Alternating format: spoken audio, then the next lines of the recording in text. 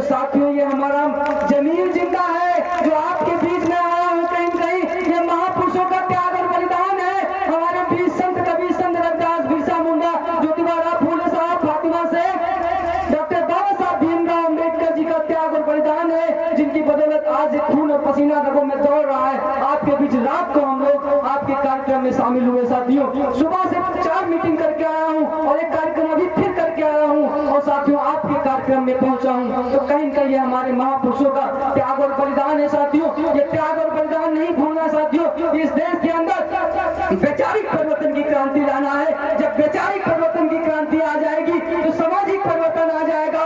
जब सामाजिक परिवर्तन आ जाएगा तो राजनीतिक परिवर्तन आ जाएगा।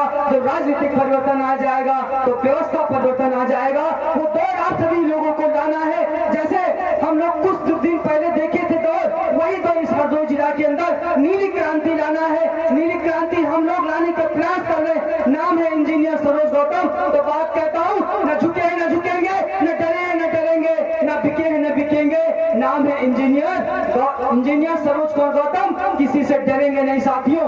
अभी आकाश आजाद जी ने कहा ये तबाही है साथियों। आप सभी लोगों को कोई भी समस्या होती है, कोई भी परेशानियां होती है, अपने भाई को याद कर लेना, गूगल पे सर्च कर लेना इंजीनियर सरोज गौतम या बहुजन अधिकार मोर्चा।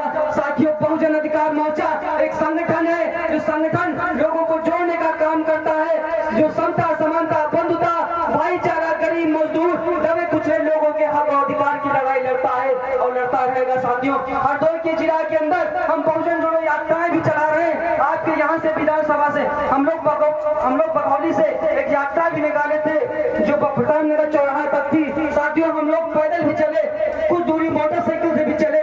तो साथियों कहीं कहीं हम लोग रोड पे आकर बहुजन समाज को जागरूक करने का काम कर रहे हैं कि मेरे बहुजन समाज के लोगों अब एकजुट हो जाओ, नहीं तो ऐसे ही मार खाते रहोगे, ऐसे ही अत्याचार होता रहेगा। आपको न्याय देने वाला कोई नहीं है। आज हम पहुंचेंगे, कल नहीं पहुंचेंगे, इसलिए आप सभी लोगों को अपने हक अधिकार पहचानने होंगे।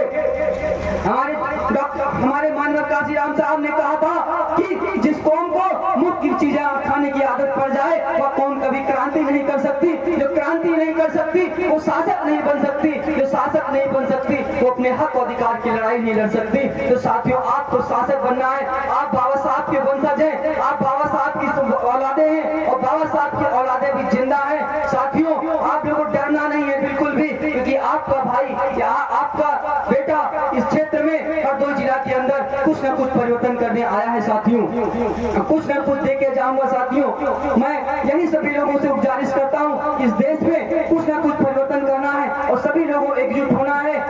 और शिक्षा की तरफ हम लोगों को बढ़ चढ़ कर भाग लेना है। हम लोग शिक्षा पर भी काम कर रहे हैं। हम लोग अभी आंदोलन करेंगे इस देश के अंदर एक राष्ट्र, अगर एक राष्ट्र है तो एक शिक्षा होनी चाहिए। हम लोग जो अभी आकाश जी ने कहा कि ठेका बंद होनी चाहिए, इसका भी आंदोलन होगा हरदोई जिला में। 19 जनवरी को इस आंदोलन होगा। ये हमारी लड़ाई नहीं है, ये पूरे सभी लोगों की लड़ाई है। कहीं सरकार हमारे दिमाग को, हमारे लोगों को अपाहिज कर रही है। इस चीज को समझना पड़ेगा साथियों और शिक्षा पर ध्यान देना पड़ेगा। ज्योतिबा फूले साहब ने कहा था कि शिक्षा बिना मत गई, मत बिना गति गई, गति बिना नीत गई और नीत बिना सूद हुए। सूद अगर हम लोग होते हैं इतनी अशिक्षा के कारण होते हैं। इसीलिए आधी रोटी कम खाना, लेकिन अपने बच्चों को जरूर पढ़ाना। जब आपका बच्चा पढ़ेगा, आपका बच्चा आगे बोलेगा कुछ ना कुछ हमारे जैसे आपके बीच बोलेगा, तो लोग क्या सोच रहे होंगे कि छोटा सा लड़का, हालांकि दूर से हम छोटे लड़के दिख रहे होंगे, तो मैं बता दूं साथियों, सत्य सैया के द्वारा यौ नाभिक के तीर, सत्य सैया के द्वारा यौ नाभिक के तीर और देखन ना छोटे लगे घाव करें गंभीर। तो साथियों मैं ऐसा घाव करूंगा,